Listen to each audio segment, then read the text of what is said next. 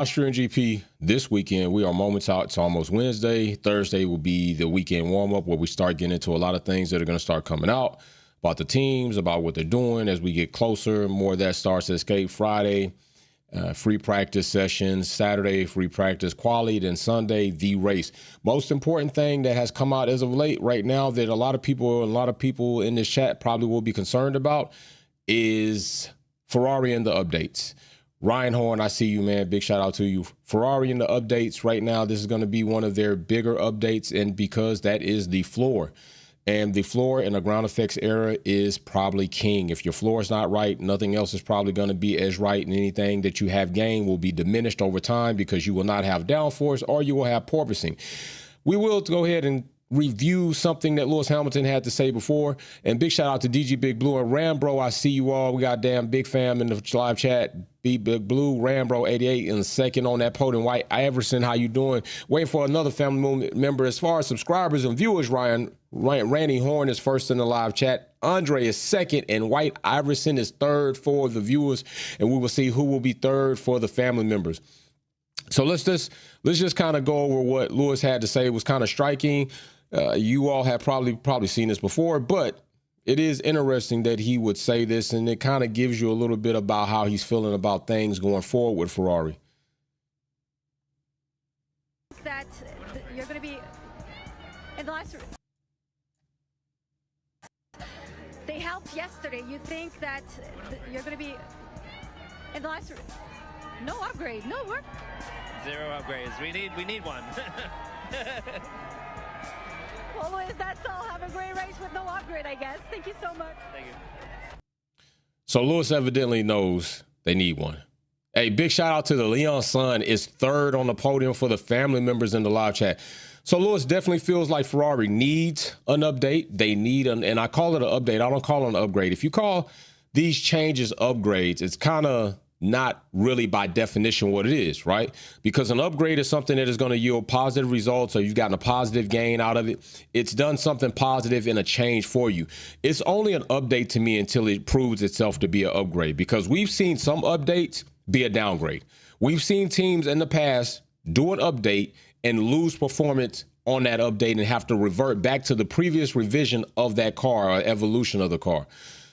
And we've also seen teams put drivers in different cars because they just realized none of this shit's working, and we got to try to find out what kind of base we're going to go from and build from here. And this is where Ferrari is. Montoya says something very interesting that I will get into, but I do have a bit of context for it. And right here he says that, in my opinion, if Ferrari want to be competitive next year, so we're talking about 2026, 2025, we're already here, the base of the car has to be more based on Lewis than Charles. Some people feel like Lewis and Charles have a similar driving style, but with this, I kind of do have just a bit of a quirk about it. All right. So it says the base of the car has to be more based on Lewis than on Charles, because the cars that have been based on Charles, this is kind of a shot. This is kind of a shot toward Charles. All right. Saw cars that can win 1 or 2 races a year, but no titles. A shot, but true. All right. A shot, but true. And I don't think he's meaning it to take a shot at Charles, but he's telling the truth. If you're basing a car around a driver who's never been a world driving champion, that's pretty much where you're going to go. But in some senses, that's not necessarily true. Right now, McLaren, and he's not a champion yet. He's not a champion yet, but he is damn sure in a good lead to be the champion, an Australian champion on top of that. And that is Oscar Piastri. Lando Norris is also not a champion, but Lewis Hamilton was there at some point and was a champion. And right now, this current evolution of McLaren is not based off anything that Lewis had done then. It's based off what they're doing now. And they've had several drivers come through that haven't been champions. Carlos Sainz is not a champion. Danny Ricciardo is not a champion. Lando Norris is surely not a champion. All right. And right now, Oscar Piastri is working his ass off to become a champion. So if I did completely agree with Montoya, it would go against what I say as far as Red Bull is, right? Because Red Bull, although, yes, build a car around a champion, be a champion, But how long will that last? Right now, we're watching Red Bull be in a deficit because they've made their car so Max-centric. Other drivers can't get in that car and compete to that level or above. So there is a medium there. And so I am glad that he said has to be more based and not completely based. Had he been completely based, I completely would disagree with what he says there. I would completely disagree with his opinion. I couldn't adopt it. I couldn't give him any positive light. But because he says more, that's not at all saying completely. So there's still room in there for Charles to be figured out and hopefully provide him a car that he would be able to compete with too. And that's what you got to do if you're a team trying to win a Constructors Championship. What's going on, DG Big Blue? What's going on, Kenny Bugs? I see you. What's up, Michael Dixon? I see you. That's what you got to do if you want to be Constructors Champion. You have to have two cars that will facilitate two driving styles and that will allow these drivers to compete at a high level.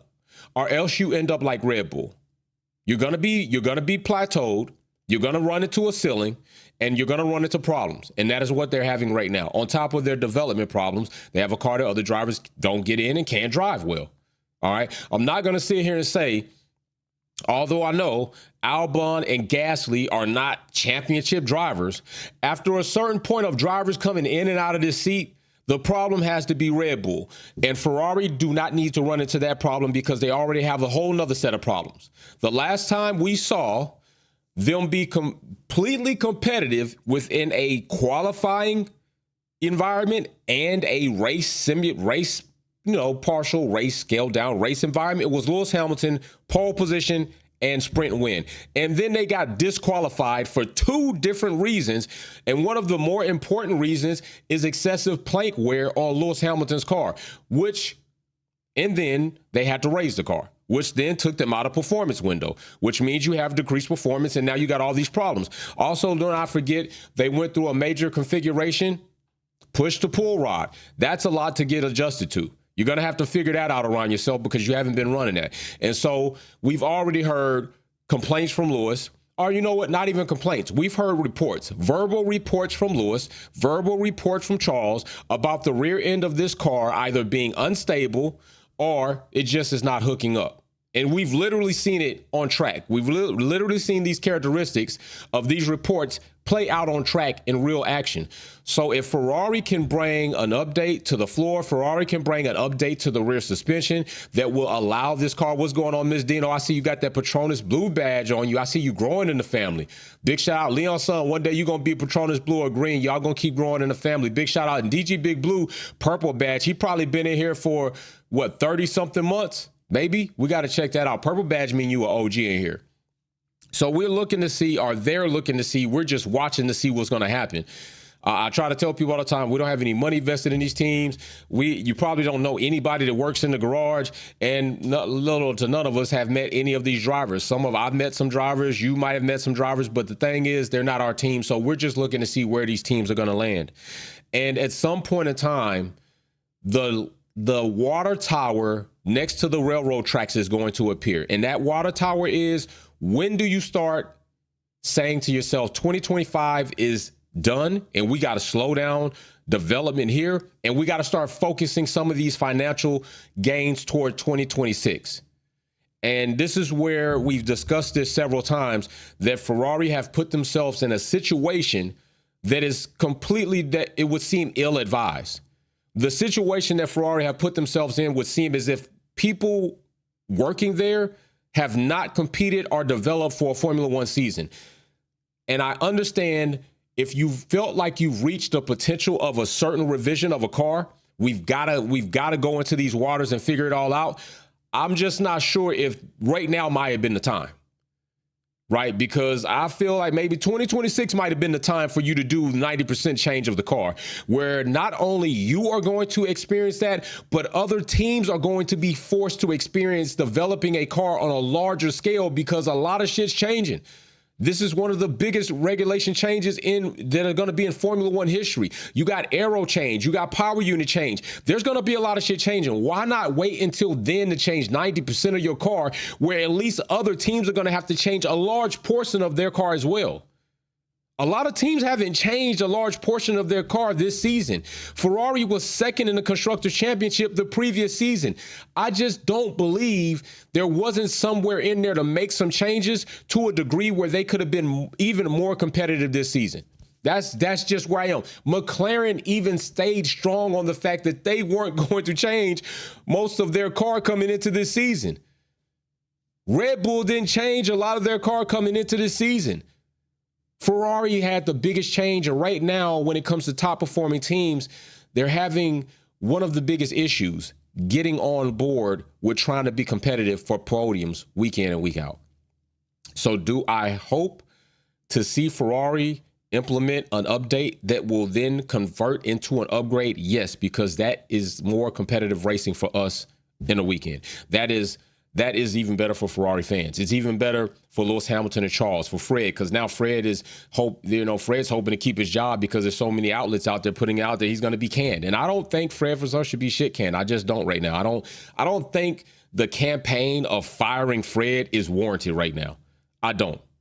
It was second constructors. I understand this situation, but if Toto Wolff can keep his job after a monstrosity of almost 3 years leading into this year, I don't think Fred should be canned. I'm not on that train. I'm not on board with that. I'm not holding that sign up, and Fred's going to have to do a lot with that. And let's also not forget he's fighting a big machine. Ferrari's a big machine for you to fight as far as changing culture. They stay stuck in their ways. They want to do what they want to do. They're arrogant to the point where even Lewis Hamilton is having battles with engineers and mechanics about let's do this and try this. And some of them are to the degree like, that ain't nothing we've been doing. We've been doing it like this. Yeah, but what you've been doing hasn't led you to a championship in so damn long. Why are you hell bent on sticking to what you've been doing when what you've been doing is not competitive right now to the level you want? Big shout out to Maria Duncan in the live chat. Good morning, Jay and Wolfpack fam. So I know I'm just like, hey, Humpback, that's what I'm saying. Like, if Toto can keep his job after 3 years of shenanigans, come on. We should not be calling for Fred Vasseur's job. But that if Ferrari fans and the Ferrari culture do things completely different. So that's just my opinion. That's where I stand. I would like for you all to let me know what you expect from Ferrari this weekend. I would like to know if you think that Ferrari drivers, Lewis Hamilton and Charles, might be up for a podium or high competitive in qualifying.